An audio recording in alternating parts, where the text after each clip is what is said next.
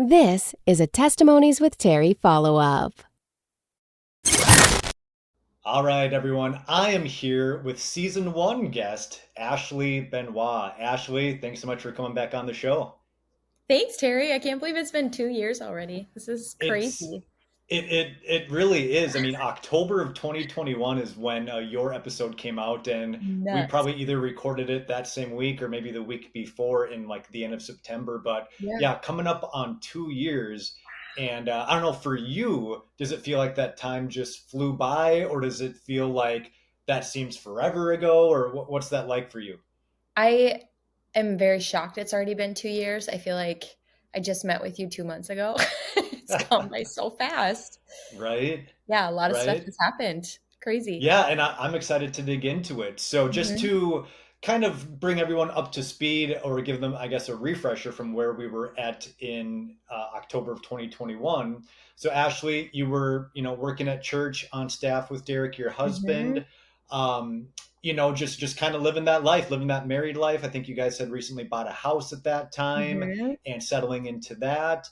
And off air, you didn't say this on the testimony, but off air afterwards, you said, "Hey, we're actually trying to start to have a baby here." And so, Yes. Ashley, tell us, how did that turn out? Yes. Well, we have a little girl. She just turned 1 last week, which Praise is God. crazy. So yeah, I recorded in October. And I shared a little bit in that podcast just about maybe some fears that we had or some concerns about the likelihood of us being able to get pregnant. If you remember, I had cancer back in 2016, and with that, had to go through chemotherapy, and there was a very high chance that we wouldn't be able to get pregnant naturally. And so my husband and I started having the conversation in like May of what year was that even? 2021? 2021, yes, Yep. about potentially starting the idea of having a family. And my oncologist had said, hey, the sooner that you guys start trying, the better, because there's a very high chance that you guys will have to do in vitro. And that process can take up to 2 years. And so just like looking at my age and all of the different factors, she said, let's just stop your chemo meds now. And then you guys can start trying. And then when the time comes that like I can refer you for that, then we'll go with it. And so Derek and I, not that you're ever ready to have a child, but I don't know if we were necessarily like, oh my gosh, okay, we're ready. Let's do this. Like we had in our heads this like 2 year timeline.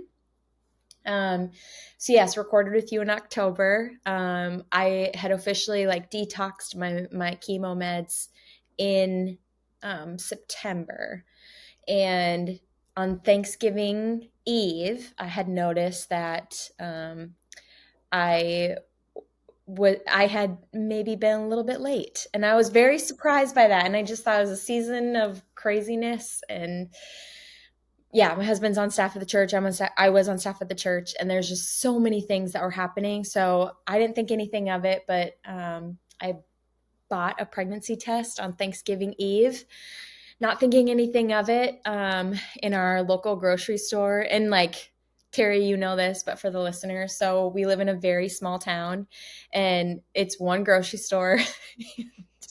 It was so crazy busy, and I had looked around other places in town, and apparently they were sold out of pregnancy tests.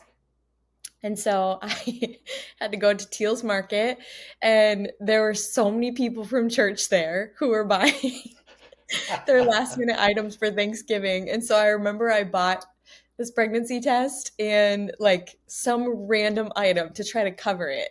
Yep. And I just was mortified. I was like, this is so not how I planned it to be. Anyways, I didn't actually even tell my husband. I just thought like this is probably nothing, but I think there's that small part of me that was just like really hoping Yeah. um, that maybe that faith that I was really leaning into. But yeah, I took the test on Thanksgiving Day of 2021, and sure enough, we found out we were pregnant, which was incredible and shocking and so exciting and so unplanned. And honestly, just such a miracle because it Yeah. just defied all odds. And I mean, everyone that we talked to about it was just like, what? How is this even? This should not have happened. So, yeah, crazy. We had her. Her name is Jane Louise Benoit. We call her Janie. Most people know her as Janie Girl. But she just turned 1 on August 5th, and she's the best. Praise God. Wow. Ashley, like, did they give you any type of like percentages as far as like, well, this is how likely you are to get pregnant without doing the whole in vitro thing, like just getting pregnant naturally after going through chemo, after surviving cancer? Were you ever given like any like kind of like ballpark numbers as far as like, well, these are kind of the odds of this Not happening? ne- not necessarily a number. It just was very much so communicated by like really every doctor. Essentially, like, don't get your hopes up at this being something that's going to happen naturally. And those were even conversations I think I'd shared in the last podcast that I had to have with my husband before we got married. Like, there's a very high chance that we're going to have to do in vitro because I probably won't be able to get pregnant naturally. Um, so yeah, just an incredible testimony and like just really so sweet. Um, yeah, it's really, really very, very special. And what a day to find out, like Thanksgiving Day, I right? Like know. how could you not give thanks to God, with this in general, but then for you to find out on Thanksgiving Day, I Mhm. mean, what It was a so cool. So I am just like, I'm not great at keeping secrets like that. I mean, like, if I have something big happening in my life, I'm like, I want my circle to know, but my circle's like 40 people. So I'm like telling everybody. And so Derek, Derek's not like that. So bless him that he was just so on board with it. But I was like, babe, I cannot go. So we always celebrate Thanksgiving with the Kern family, our pastors, um, who they're like our second family. And so I was like, we cannot go to their house and I can't not share this with them. And, Pastor Denny and Cheryl have been like two of the main people who have prayed us through every season that we've walked through in the last 9 years. And so they were actually the first people we told. Derek was like, I think you should tell him. And so Pastor Denny was cutting the turkey in the kitchen, and I whispered it to him, and he just like almost cut his finger on the turkey with the knife. And then he just started sobbing. I mean, just like tears of joy. And then Cheryl was like, "What is going on?" And it was just us four in the kitchen. Everyone else was like behind the wall, sitting in the living room. And so then I told Cheryl, and she didn't believe me. It's like, you are not. No, no. And then she started crying, and all four of us were in the kitchen crying. And then, like, I don't remember who it was, but one of them came around, one of the other family members came around the kitchen and was like, what's going on? And so then throughout the course of the day, my brothers also celebrate with the Kern family for Thanksgiving. And so we go looking at trees and picking out our Christmas tree. And so we got to tell my brothers and my sister-in-law that day. And then we got to tell Kirby and Des, which they're like family. I mean, they're like siblings to us. They were taking a family picture, and I got to say it like on video. So I got to see all of their reactions. And then we called Derek's family that night and just FaceTime them, because we normally will FaceTime them on holidays, and had like a little letter board that said, Benoit baby coming soon or something. I don't remember. So it was just so special. And then my parents were actually coming up like the next week for an event that we had at the church. And so we kept it a secret from them until that day. And so it was so fun. I can send you this video because it's just so special to me. But I had taken a video of all of the different people's reactions in our life that we told. And again, these are like people who they knew like it was going to be difficult for us to be able to get pregnant on our own. And then for all these people to be able to share, like it was just like this truly joyful, rejoicing experience every single time that we got to share it. Like this video that we made is like 6 minutes long, and I still just weep whenever I watch it because it was just so I think it's just like such a sweet reminder of God's faithfulness and what he can do. Yeah. And just the pure joy of Yeah. that moment, right? Like, Yeah. again, I mean, obviously the odds were against you, and for the Lord to give you guys this miracle, and for your family and your friends to be able to celebrate with you, and now you got those mementos to keep with you Mhm. forever. What a gift. I think I had seen that I don't know if you made like a TikTok or a reel of it, Yeah. but yeah, Yep. send it my way. We'll put that out when this comes out, Yeah, because I'd that'll love be to. cool for people to see. But man, how hard was that for you to keep it a secret for another week until your folks came up to Minnesota? It was tough. It helped that I could still tell people in Minnesota because, like, at least with my parents, they at that time didn't have a ton of connections here. So it was like they, I just had to make sure I wasn't saying anything over the phone to them that would maybe lead them to believe it. But I think I had even waited a couple days to tell them, like, as they had been here, because I was going to Oh do it. wow, I had like a little gift for my mom for our family Christmas. That we had done while they were up here at the time. So it was so, yeah, they were just ecstatic. So on Derek's side, Jane is the fifth grandbaby. And on my side, she's the first. And so, I mean, I just think all those first grandchildren out there who are listening just know that you guys are the favorite because you're the first. yeah. And so it's been like my whole family was just so excited. That's Hmm. amazing. That's amazing. And you mentioned obviously Jane, your daughter, but you guys weren't exactly sure that you were having a daughter at first. Tell us that story. Yes. Okay. So let me just say this whole experience of pregnancy and having a baby has been like probably one of the greatest lessons I've ever had to learn in life that the Lord is continually teaching me that I am not in control. I mean, literally, it started from like us getting pregnant outside of my timeline that I had in mind. Um, so I am type A, 100%. I'm such a planner. I like to be in charge and control. I am a natural leader. Like these things, and obviously all those things come with faults. Like those can be great characteristics, but those can also come with great faults. And so with this, I had decided, I had multiple friends who had done this test that you can purchase through Amazon. It's a gender reveal test. And so you just do like blood work. You prick your finger and then you send in the lab result or send the results into lab, and then they'll send you your results if it's a boy or girl.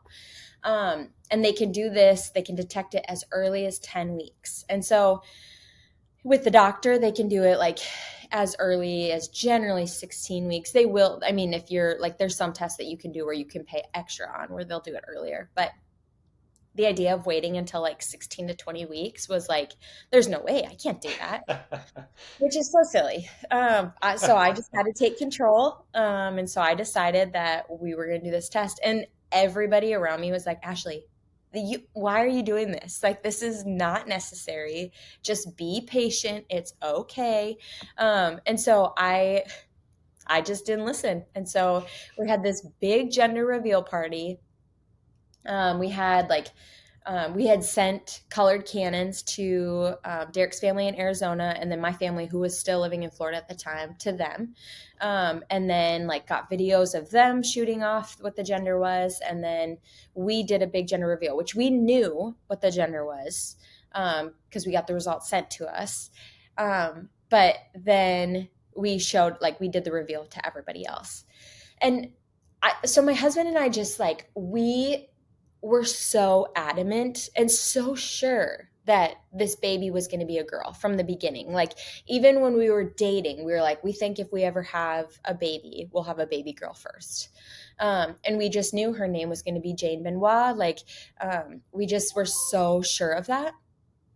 And so, anyways, we get the results back, and it said that we were having a boy.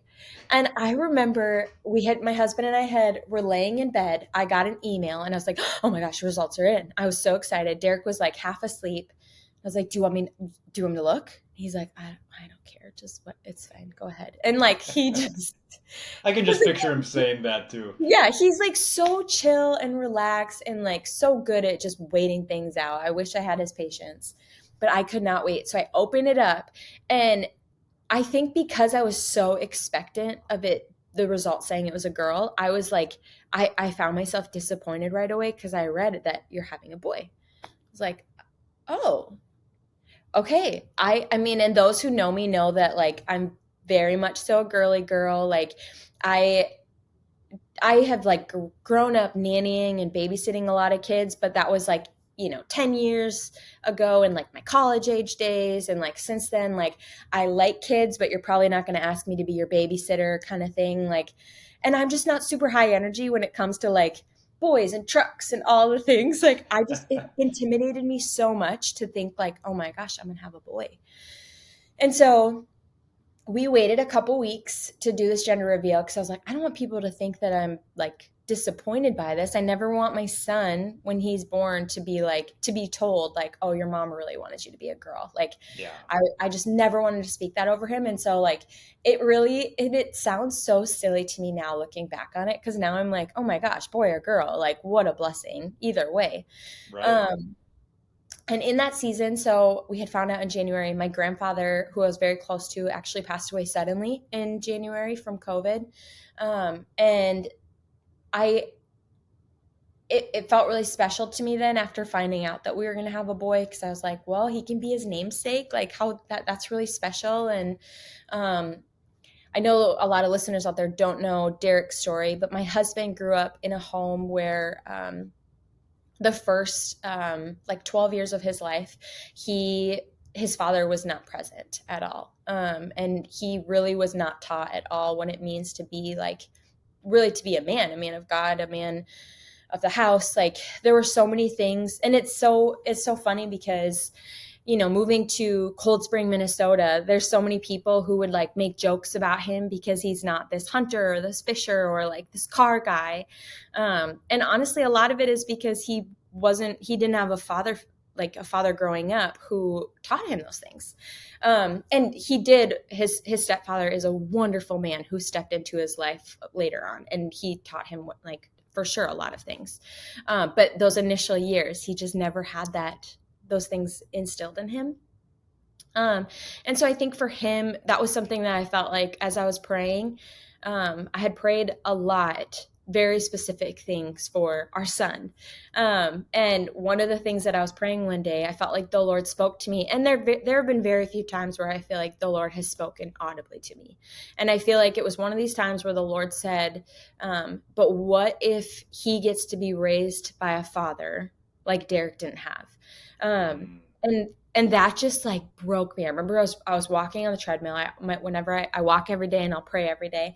And I remember just like literally like dropping down while I was walking and like beginning to weep and feeling like, okay, Lord, like I surrender this to you now. Like if it's not a girl, that's okay. I will love this son so deeply and so good.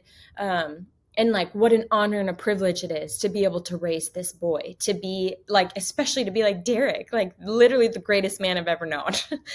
And so I just felt totally at peace about it. And so we did this big gender reveal party and had like probably 60 people come to it. And then and we shot off blue rockets and everyone was just as shocked as we were. And then the next morning we announced it at church to all 3 services. I remember that. And again, I was like 12 weeks at the time. Like people just found out we were pregnant. And so it's so silly. But anyways, so fast forward like 6 weeks later, I had to do some of the testing just with all my cancer history. They had advised me to do some of the genetic testing. And so I remember, again, I was walking on the treadmill, not thinking anything of it. I was praying. And then I saw that I got an email. So I went and opened it and it said, your genetic testing results are in. So I just started scrolling through it. And the very first thing it said was, congrats, it's a girl. And I was like, what? And then I was like, well, now I have to grieve the idea. Like I went from thinking it was a girl and grieving the idea and like being okay with it being a boy and then praying very specific things about it being a boy. And now I have to grieve that. Like Yeah. it's an emotional roller coaster. Um, but again, I bring it all back. It's a cute, funny story, but I bring it all back to the fact of like, it was such a teaching lesson for me of like, I do not get to be in control of this. At the end of the day, I ultimately have the choice of surrendering it, or just like dealing with being in this constant angst of not knowing and being in control, because ultimately I'm not going to be in control. And so it was really a sweet experience then to learn that we're having this baby girl. I was still doubting it. It wasn't until our actual ultrasound that we got to find out she was in fact a girl. But it was so funny because, we did this announcement to the church that it was a boy. And so like up until she was born, there were people who would give us gifts, even after she was born, that were for a boy.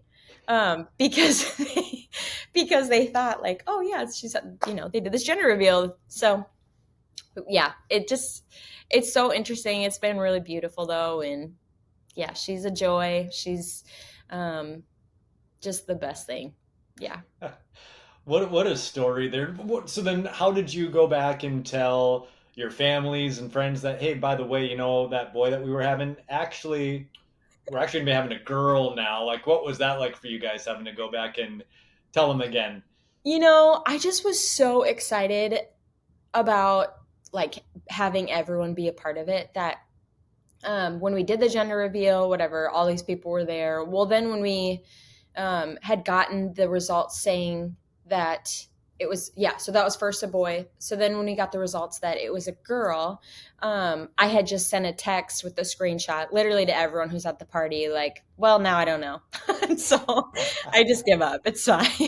Yeah. And so then when we did the actual ultrasound, at that point I had I had a picture made for a boy and a picture made for a girl, and then I had just sent out when we found it as a girl, like, okay, it's official, we know. And so people, I mean, it was one of those things where so many people were like, we're so emotionally invested right now that like Yeah. it's gonna be great either way. It's just a fun surprise. I love it. I love But I it, will man. never do that again, ever.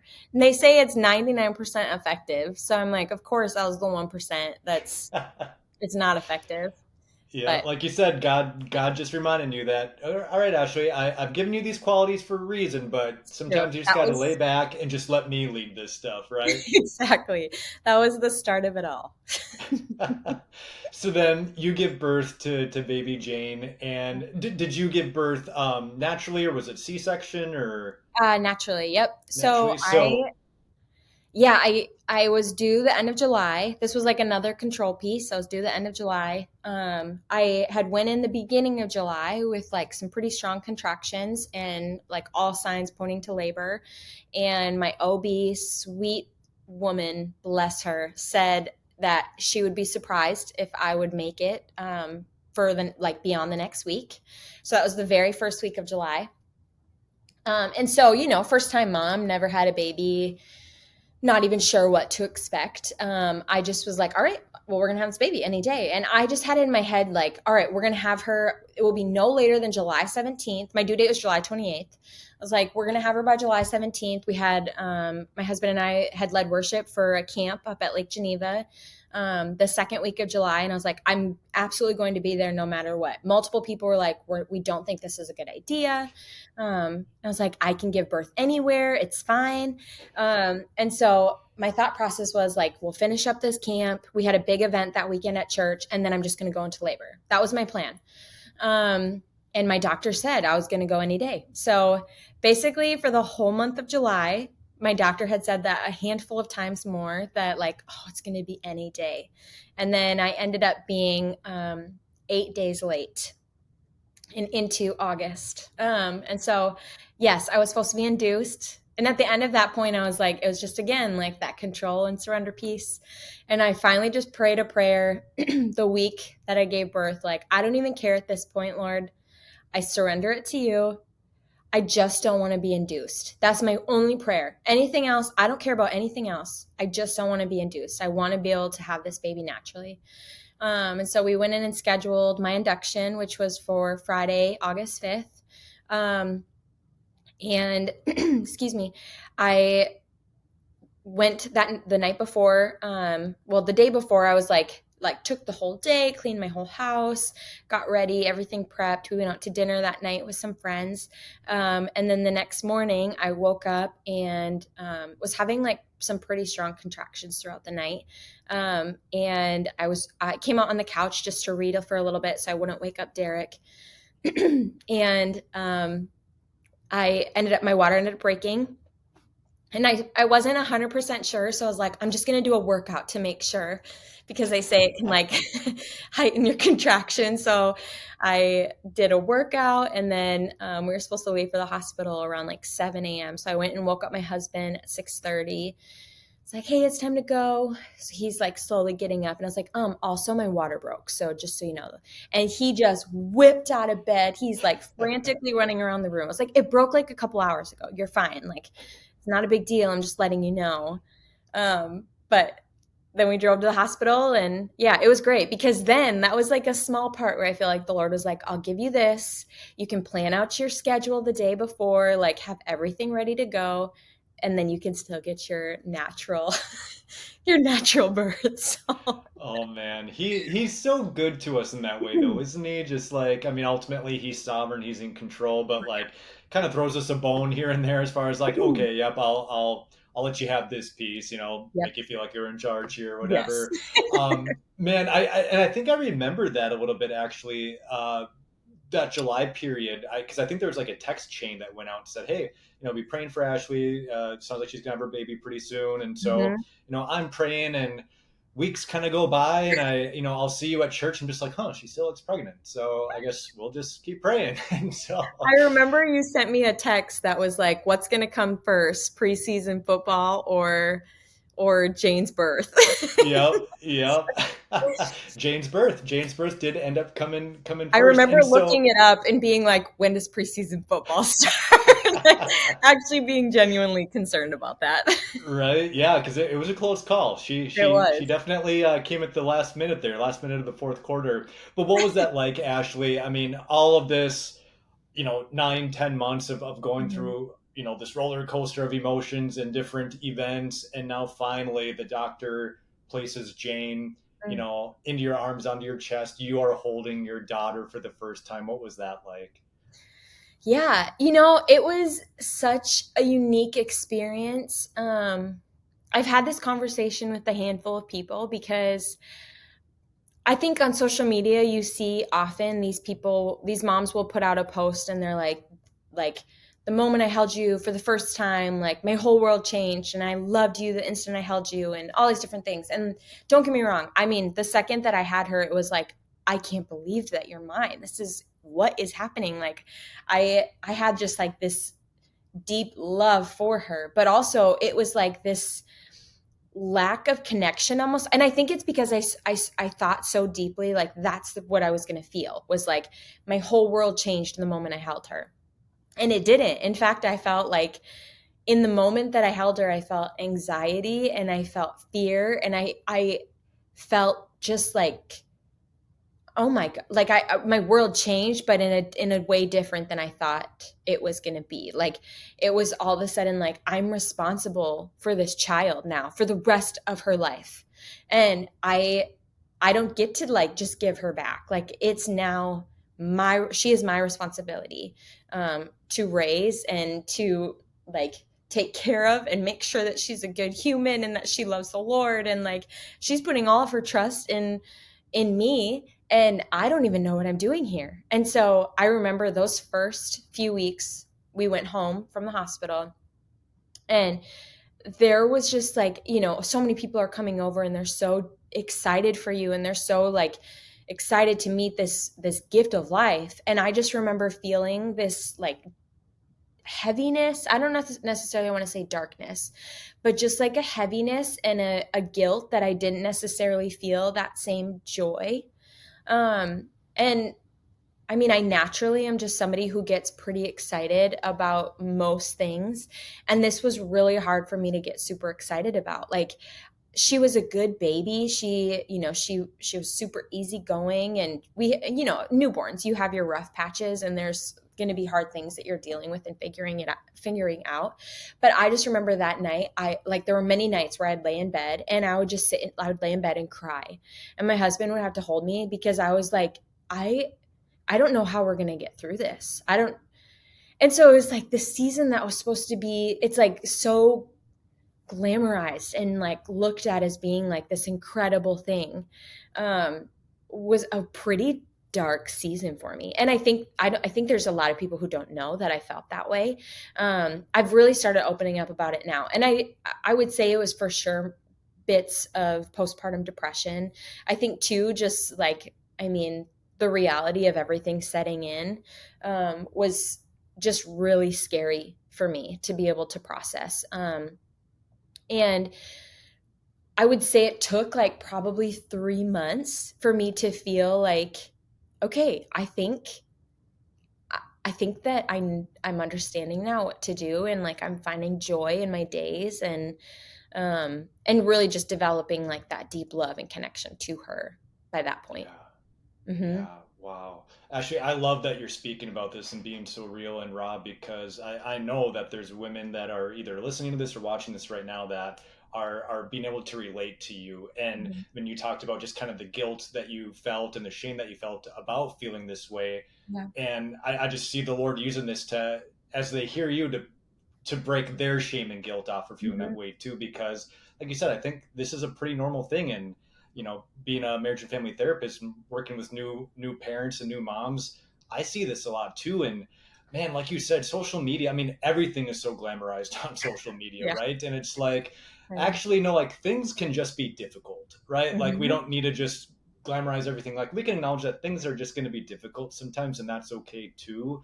And so for you, Ashley, like what was it about those first 3 months, and specifically those first couple weeks, that you just kind of felt that heaviness? Like as you were talking, I just kind of felt the sense that maybe you didn't feel equipped, or you didn't Mm-hmm. feel maybe even worthy of just like having this gift, and just being just so overwhelmed at just like, I don't know what I'm doing. Is that what it was, or was there something else? Yeah, no, I think that's very, that, I mean, that hits the nail on the head. I think, as women, our whole lives, we're raised up and trained essentially to become mothers. And like in my defense, I knew that I would have kids someday, but I've never had this like overwhelming desire. Like my life calling is to be a mom. That was never something that was like super strong in my heart. It was just like, yeah, we'll have babies, and that'll be that. Um, and so when the time came that like we got pregnant, I'm super excited, but nobody can prepare you for being 100% responsible for another human being. I mean, I tell people often, like, you get married and you realize your selfishness because you're constantly having to serve the other person because you love them and you want to serve them, but it's hard. Um, but also it's so rewarding. And then you have a child, and it's this whole new level of selfishness that you're recognizing, because like with Derek, I could get up, I could go to the gym in the morning, I could eat whenever I wanted, I could make sure that before I left the house I looked presentable, I could be on my routine, my schedule, on like I made the calls for my life, and when you have a baby, that is just not the case at all. It's just constantly. It was so funny because I felt like in 2022, every year, I feel like the Lord speaks to me, just really a word that will be kind of like my word of the year. And I felt like in 2022, it was pivot. And honestly, that could not have rang more true. When I had her, it was like I just felt like we were constantly pivoting, and I did not feel equipped at all. There were so many things where I was like, we're leaving the hospital with this baby that I don't know at all. I mean, I've carried her for the last 10 months, but I don't know her. I don't know what she wants. I don't know what to do when she's crying super hard. I don't know, like, oh, she's not sleeping. Well, there's 17 resources online and books and podcasts about how I can get her to sleep better, you know? And it just comes with time and learning and all the things. And I think it just felt so overwhelming in those first few months that there was so much that I had to like figure out and make sure that she was okay. Where, yeah, I just felt like I was constantly failing her. And there was just this like major heaviness in that sense, because I felt like she's being so gracious to us because obviously she's figuring this out and we're figuring this out. But she was so gracious all the time, like just being days old, so gracious.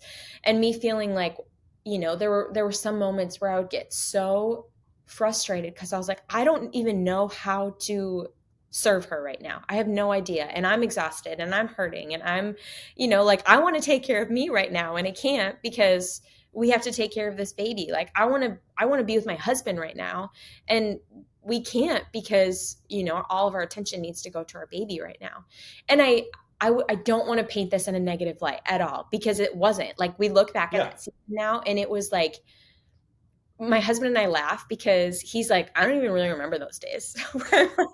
We were literally crying in bed together. Like how I still remember those days very clearly. We will not be having a child anytime soon. Like I feel really, I can just let it be known right now that unless it is the Lord's will, we will not have another child in the near future. Well, I can cross that question off my list then.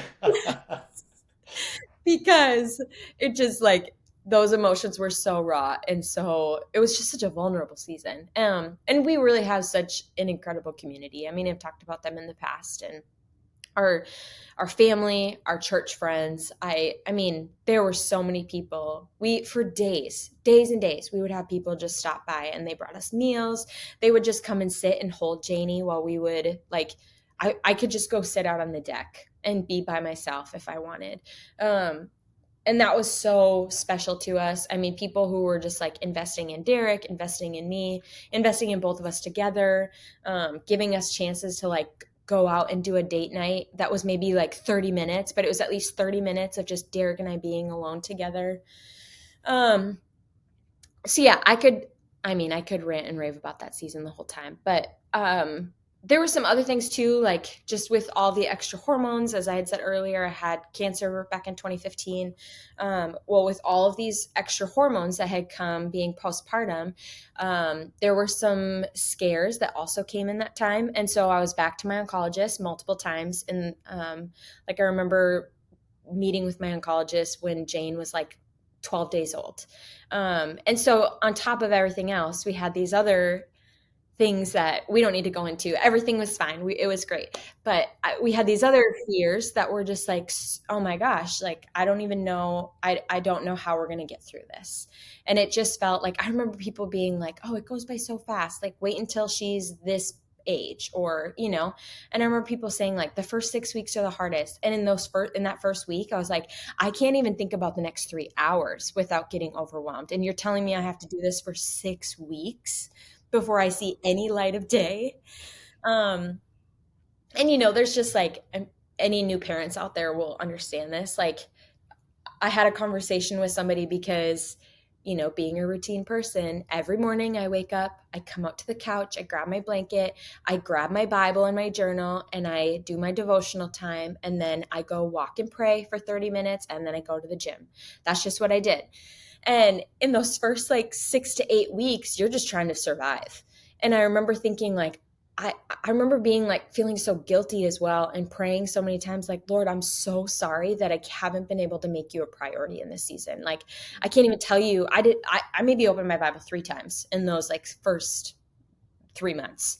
And it was just because like, I couldn't, like the second I would sit down, she would start crying or like I had to get creative. And I remember I talked to a girl about this and she was like, Ashley, just be free of that. The Lord does not care if you're not sitting down every single day and reading your Bible and journaling about what you just read. She's like, be free of that. Every single season looks different, and this is a new season. And so just be okay with that. And I had to learn, like, I'm relying on the Lord right now more than ever. I mean, my prayer life is like that's the only thing that's keeping me, keeping me sane right now, is like these moment to moment prayers where I'm like, Lord, I just need you. And it was just a simple prayer, like, Lord, please help me. And yeah, so it's just been such a unique year and such a learning year, giving up control, pivoting, and all of the things. Yeah, man. I mean, what a journey. And I mean, you talked about Jane being so gracious in that moment, and then I just think about how gracious our God is, Yeah. in every moment, right? I mean, like you said, like you maybe open up your Bible 3 times in those first couple months, but like, yeah, I mean, God isn't really concerned with that, right? Like God is, contrary to what maybe a lot of people believe, God is not religious. He's not like, Yeah. I need you to do this for X amount of time every day, right? But Right. Right. we, from a good heart and from good intentions, can get in that religious mindset without even realizing it. And That's right. so, what was that like for you, Ashley, to be able to just allow yourself to be free and to know that, okay, Ashley, that this isn't about your performance, your works, as far as Bible time, journaling, walking and praying and everything like that. Like, this isn't just about being present with the Lord. What was that like for you? What did you learn through all that? Yeah, I mean, I wish I could say it was like, my friend told me that, and then it was immediately like, I was like, oh yeah, you're right. Okay, now I'm going to walk in that. I mean, I still find myself like getting caught up in that and feeling like, okay, Lord, this looks different today. But I also know that I need to spend time with you, because at the end of the day, you are my source. Nobody else is going to fill me. And so through that process, there were little things that I learned. I had one friend challenge me who said, as you're putting her to sleep, whether that be like in the middle of the night or in the early mornings or whenever she's going down to sleep, what if you just brought your Bible in and you read while you're putting her to sleep? And so I would read through my Bible, like Second Kings, First Chronicles, Genesis, all things. Shoot, girl would knock right out. But I think learning to just bring her through it, and have her be a part of those moments. Same thing like with walking and praying. I would get so frustrated, like, Lord, I didn't get to walk for my 30 minutes today and pray. Like this, this time is so special to me. And then I just started learning, like, okay, so Jane has always been a mover, always. And she wouldn't sleep unless she was being moved around quite a bit, which I feel like was like another way that's so silly. But the Lord was like, all right, Ashley, I'm going to help you out in this, because that meant that I would put her in the carrier and I would walk on the treadmill or go on the elliptical, and she would sleep during that time and I could pray. And so I think a lot of the things that I had to learn were just really like being able to pivot in all seasons, to be flexible, with really whatever each day held, because each day was different. And I can say now, we're in a routine now. I mean, she sleeps through the night. I'm able to get up in the mornings. My husband's wonderful and takes her like usually from like 4:30 in the morning till 8:30, depending on if she wakes up in that time. So I can get up, I can read, I can go walk and pray, I can go to the gym. A lot of times I'll just bring her with on a walk, and that's like, killing two birds with one stone. And yeah, but I've had to learn exactly what you said. Like, it's about relationship. It's not about religion. And Yeah. the Lord does not care how much time I'm dedicating and setting aside each day. What he cares about is that I'm coming before him. And I mean, I'm desperate. Like, there are so many mornings and nights where I come to him and I'm like, Lord, I still don't know what I'm doing, but I need you to help me. And you are the perfect example of a loving parent. And so help me to be even a fraction of a loving parent that you are to me, to Jane. And so it's been really beautiful. I've just learned a whole new love of the Lord for me and myself for the Lord, in this season.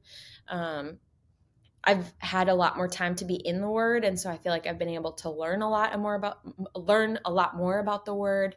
Um, it's just been a really special season, and I think it's just because I had to strip away everything that I knew before and learn new.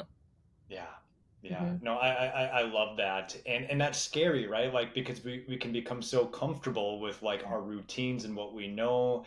And when God kind of puts us in these positions where, like you said, we gotta strip all that away and start fresh, start something new, we don't generally like that as human beings. It's not comfortable. We Yeah, don't know what to predict, but like it's always for our good. Like the it's Lord always puts us in new seasons for our good. And we just need to be obedient. We just need to let him lead it and be obedient, and we will reap the fruit and the harvest that comes with kind of stepping into that new territory. And you mentioned earlier, Ashley, that like we mentioned in the first testimony, you were on staff at church and now you're no longer on staff at church. So walk us through that decision. Yeah, so a lot of changes. So I had Jane in August. I went back from maternity leave the end of October. And I had just decided I'm just going to go back part time. And with that, that'll allow me to just be in the office 2 days a week, and then do Wednesday nights and Sunday mornings. And then I can just be home with Janie the rest of the time.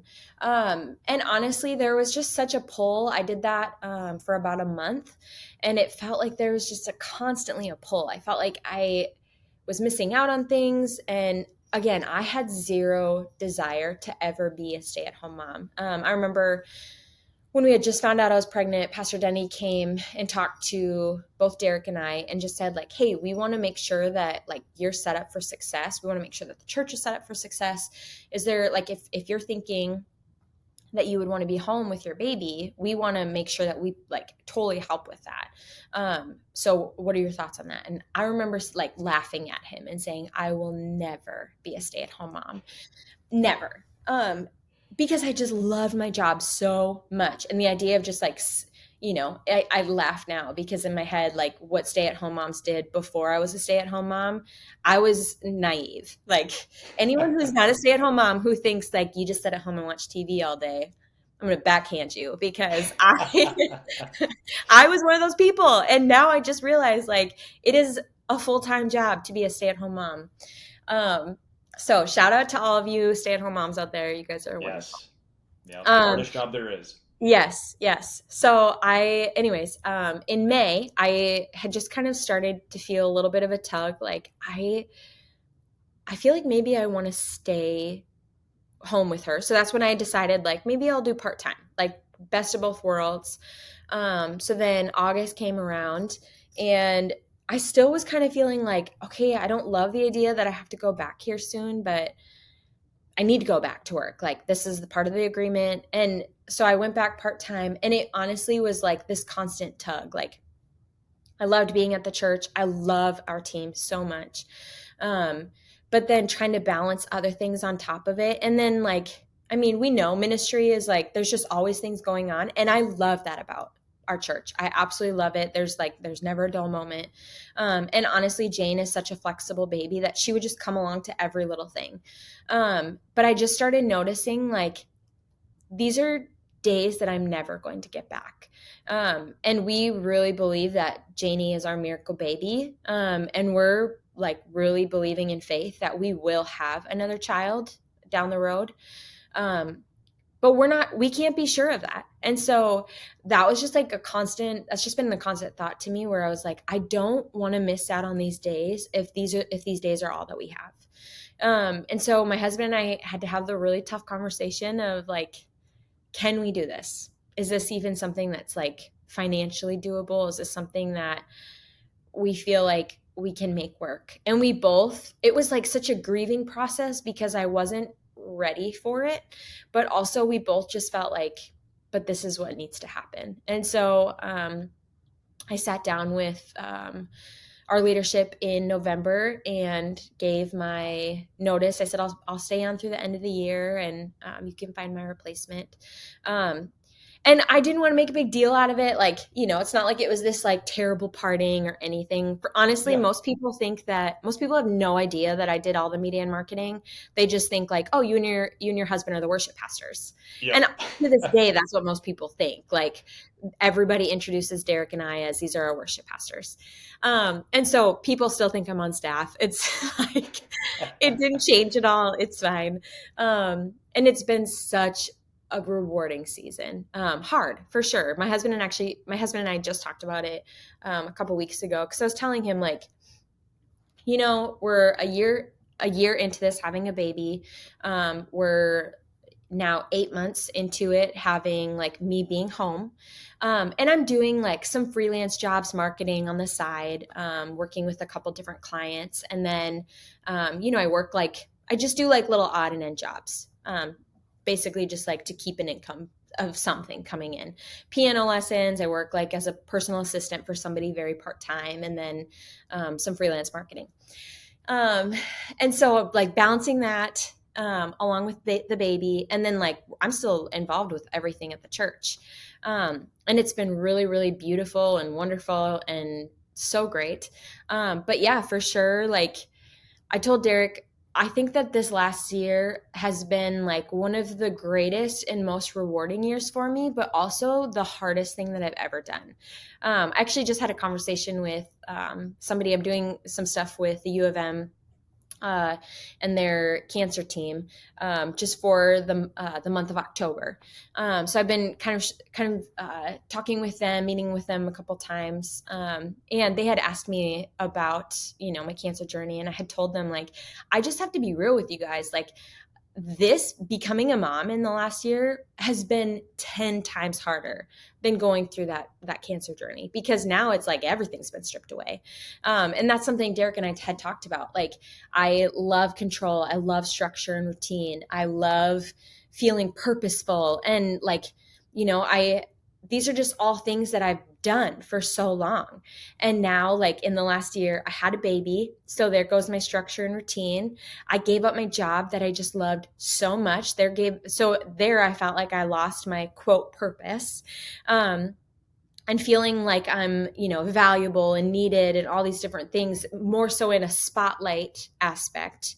And recognizing like, no, they're fine they're doing just fine without me. Like, they don't need me every Sunday. They don't need me every Wednesday. They don't need me on staff to keep things going. Like, everything is just fine without me. And it's been like such a humbling process for me.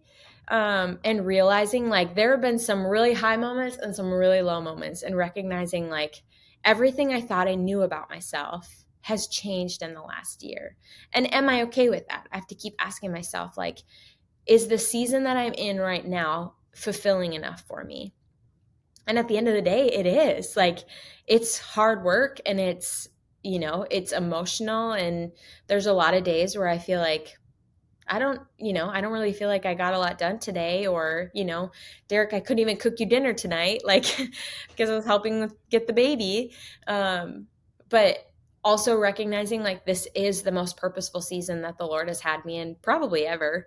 And what a gift it is that I get to like be home every day in this season of life with Jane, raising her up to know the Lord, to live this life. Like, it's such a special calling, but it's hard. And I know, like, these are conversations that, again, Derek and I have had of like, this is such a short season. And right now it seems like a long season, and I don't know how long we're going to be in it, but I also feel like it's something that I need to do. And a phrase that I've said often in the last year is, I can do hard things for a short period of time. I like that. Yeah. So that's where we're at right now. I mean, it's, like I said, it's such a great, beautiful time. I've described parenthood and this season of life as being the most beautiful inconvenience of my whole life. And I say that like in the best way possible. I think people are probably like, I can't believe she just said that. But honestly, that's the best way I can describe it. Like, everything is harder, and everything is like takes more time, and I can't plan things as much as I used to be able to, but also I wouldn't trade it for anything else because it's the most wonderful thing. And I think I say that I'm like, I've said in the last 10 minutes in this, how I feel like it's felt like a very unsure season for me, but also I feel like I have such a confidence in this season and a boldness that I've never had before, to pray, to serve my family, to have a posture of praise in all that I'm doing. And these are things that I don't think that I would have learned had it not been for the last year. Yeah, I love how you're able to take that away from everything that you've been through, right? Mhm. And I think that's a choice that you're making, right? To intentionally view it that way. I mean, you could either focus on all the negatives and be like, "Oh, this has been really hard," and partner with complaining, or Mhm. you can acknowledge that it's been really rough, but man, there's been a lot of beauty in it Oh as yeah. well. I think of when Pastor Dylan preached. It was probably last year where he said that there's a lot of beauty in between, in the beginning and happily ever after, right? Yeah. I mean, you're living that right now in the story, not only of your life but of Jane's life Mhm. as well. And I'm curious, Ashley, for you, like you said, you're still leading worship with Mhm. Derek. How has becoming a mother changed how you worship? Oh man. I mean, I get so much more emotional now because it's like these words have such greater weight now. Derek's learned that there's just some songs that he won't have me lead because I will just weep my way through them. So you'll notice I will never I will never lead gratitude on a Sunday Oh. morning because I will just sit and cry. Um, yes. So I've become much more emotional because I think I just understand the weight of this praise that much more, and talking about the Lord's goodness running after me, and recognizing like he's loved me as a father and a friend. And there's just so many aspects to it that have been, it's just transformed my worship. So it's given me a new appreciation for the Holy Spirit and the way that he moves. And it's really broken me a lot more. It's given me a heart, it has given me a heart for people and their situations that they're going through that much more. Um, yeah, yeah. I mean, all around, it's just changed me. Yeah. Yeah. Hmm. What's that been like? You mentioned that your parents are now, they, when we were recording your original testimony, they were in Florida yet. Now they're Hmm. living up here in Minnesota. What's that been like to, I mean, not only have them close to you now, but to have them close to you in this season of, becoming a mom, then becoming grandparents for the first time. Hmm. What's that been like? Yeah, my parents are wonderful. Both Derek and I come from really, really great families. So it's been really awesome. My parents moved up here in December. They bought a house 2 houses down from us. We say 2 houses down and across the street. I was dreading it when they told us. So it's honestly a really cool story. My mom had been up here before Jane was born, and she would do walks with me while I was pregnant, and she had commented on this house, and it's just like an average looking house, but she had just said that she liked it. um, the day that Janie was born, this house went on the market, and my parents put an offer in like a month later. They offered like 50,000 less than what the house was asking, and they got it. And Wow. it's crazy. I mean, like, I just feel like the Lord was in that. And there's so much to their story as well. Growing up, so my dad had been serving in full-time ministry, ended up leaving ministry like pretty hurt and broken. And in that, they had built a house that was like their dream home, where we grew up. And they basically just had to like pick up and leave this dream home. And it was like the safe place for them. It was like, I mean, it was their sanctuary. They just like, they loved this home. And my dad describes it as like, he feels like the Lord was redeeming what the locust destroyed with this home. Like it's incredible. And so it's been really awesome. I've had a very strained relationship with my parents for the last probably 10 years. And these are conversations that we've had with them many times, but that's where I was just very concerned about them being here. But a prayer that we prayed often, there were very specific prayers that we prayed over Jane while we were pregnant. And one of them was that Jane would be a bridge of healing in my family. And we are just seeing that tenfold. I mean, like right before we had Jane, my mom and I had total restoration in our relationship. I mean, I don't know how I would have gotten through this last year without my mom. She's the rock of our family, and just she's such a good mom, and she's such a good grandma. I mean, she's so intentional, and she's so patient and good. And my dad and I have been able to have just a lot of restorative conversations and like really growing that relationship. And I've seen so much healing with him. That has been like only God can do that. And he's such a good grandpa. I mean, Janie's like not a huge fan of men. So she adores Derek and she adores my dad. Like those are the only two men that she'll go to without any type of like crying or fussiness or anything. But seeing my parents in the role of grandparents is like my favorite season. And I think too, like, I have a whole new appreciation for my parents and a whole new understanding of why my parents did certain things now that I'm a parent. Because I think it's easy for us to be like, why would my mom act like this? Or why do my parents care so much about this? And now I think like I put myself in the situation that they were in. And if it was Janie doing that to me, I'm like, I was a terrible child. I was so mean to them.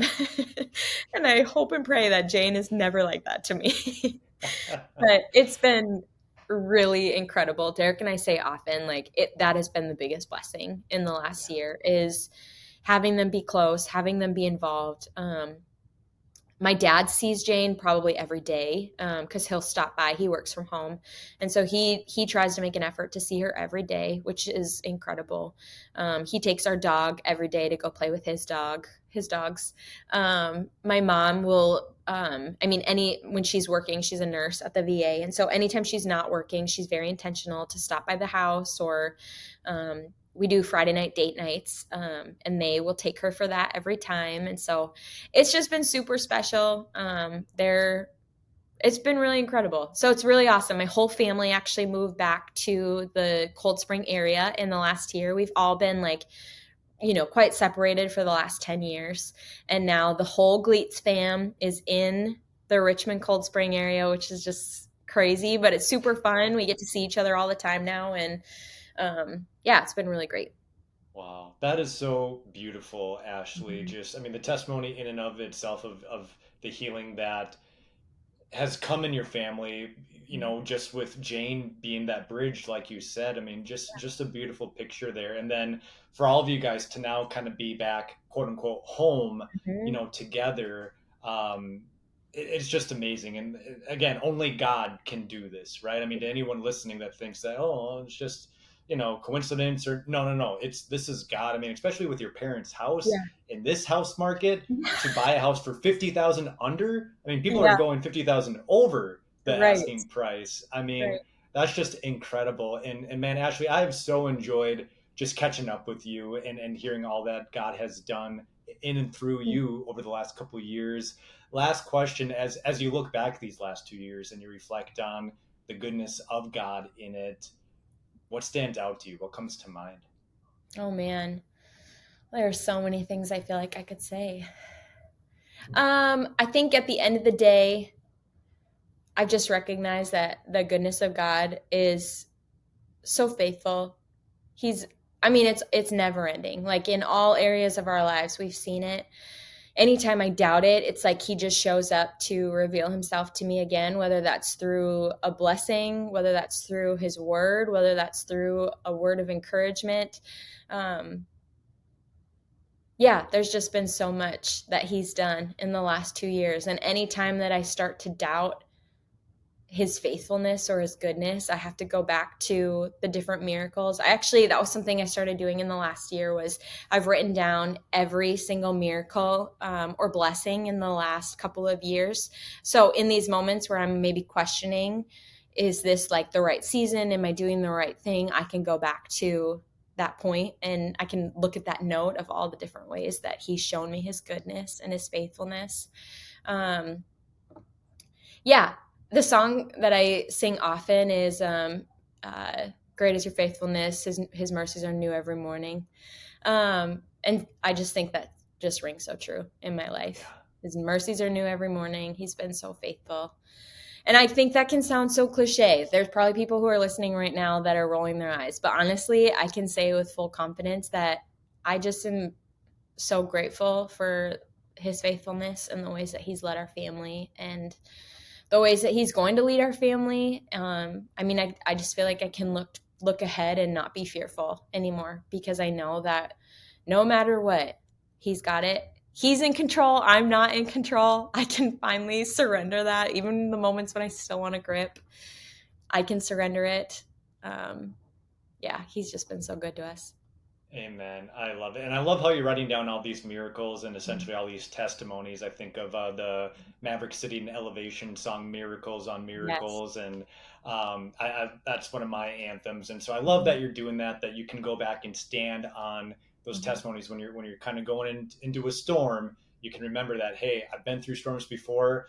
This one's going to submit to the authority and name of Jesus Christ too. Yeah. And Amen. so Ashley, again, I've so enjoyed this. Thank you so much for coming on. I'm so excited to see what God's going to continue to do through you and your family. Yeah, thank you for having me. I love your podcast. Honestly, every week I look forward to it. And so I think what you're doing is just awesome. And I'm excited to see what's ahead. Amen. Yeah. Amen.